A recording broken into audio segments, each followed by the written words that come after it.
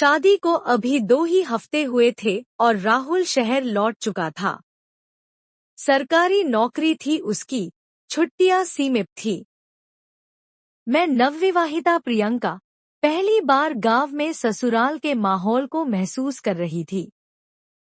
छोटा सा गांव, कच्ची सड़कें, मिट्टी की खुशबू और वो बड़ा सा पुराना घर जहां हर दरवाजा एक किस्सा सुनाता था। घर में अब सिर्फ 3 लोग थे, मैं, मेरी सासू माँ और मेरे ससुर जी। सासू माँ सुबह से मंदिर चली जाती थी और देर शाम तक भजन कीर्तन में व्यस्त रहती। अकेलेपन से जूझती मैं, ससुर जी के साथ अक्सर चाय पीते पीते बातों में उलझ जाती। वो उम्र में मुझसे काफी बड़े थे, पर उनके चेहरे पर उम्र की थकावट नहीं, बस एक शांत उदासी थी जो कहीं न कहीं मुझे खींचती थी। उनकी आंखों में अनुभव था, पर कहीं बहुत गहरी तन्हाई भी छिपी हुई थी। एक दिन दोपहर तक मौसम बिल्कुल ठीक था, पर शाम होते होते आसमान में काले बादल घिर आए। आंधी की दस्तक थी और बिजली का जाना तय।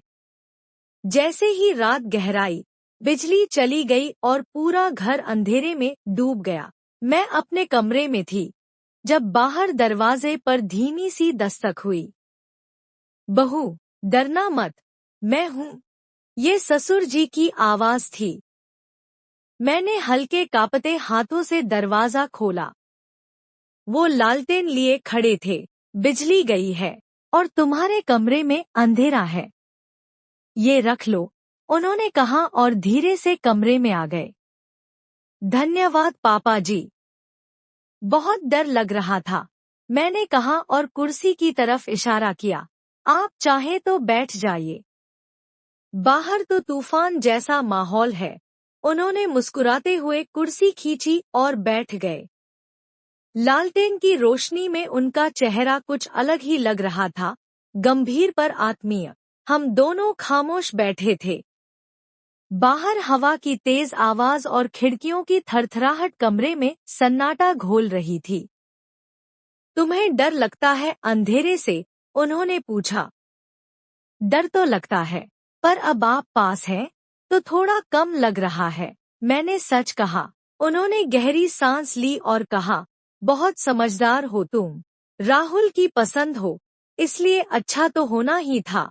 मैं मुस्कुरा दी। फिर कुछ देर बाद उन्होंने एक सवाल किया जो सीधा दिल में उतर गया।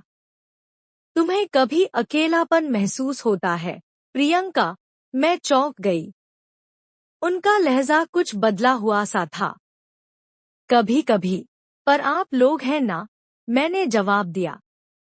उन्होंने मेरी आंखों में देखा, बहुत देर तक। उनकी निगाहों में अब अपनापन नहीं, कुछ और था, शायद वो भाव जो इंसान अक्सर छुपा कर रखता है। मैं भी बहुत अकेला हो गया हूँ बहू, उन्होंने धीमे से कहा। आपके पास तो सासू माँ है, पूरा गांव है। मैं थोड़ा असहज हो गई थी।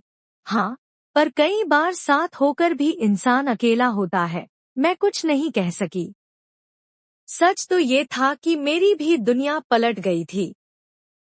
राहुल दूर था, मेरा मन भटकता था, और ये ससुर, जो अब सिर्फ ससुर नहीं लग रहे। मैंने खिड़की से बाहर देखा, सारी बत्तियां बुझी थी, सिर्फ हवा की आवाज और कमरे में। तभी उन्होंने धीरे से कहा, अगर मैं कुछ कहूँ तो बुरा तो नहीं लगेगा?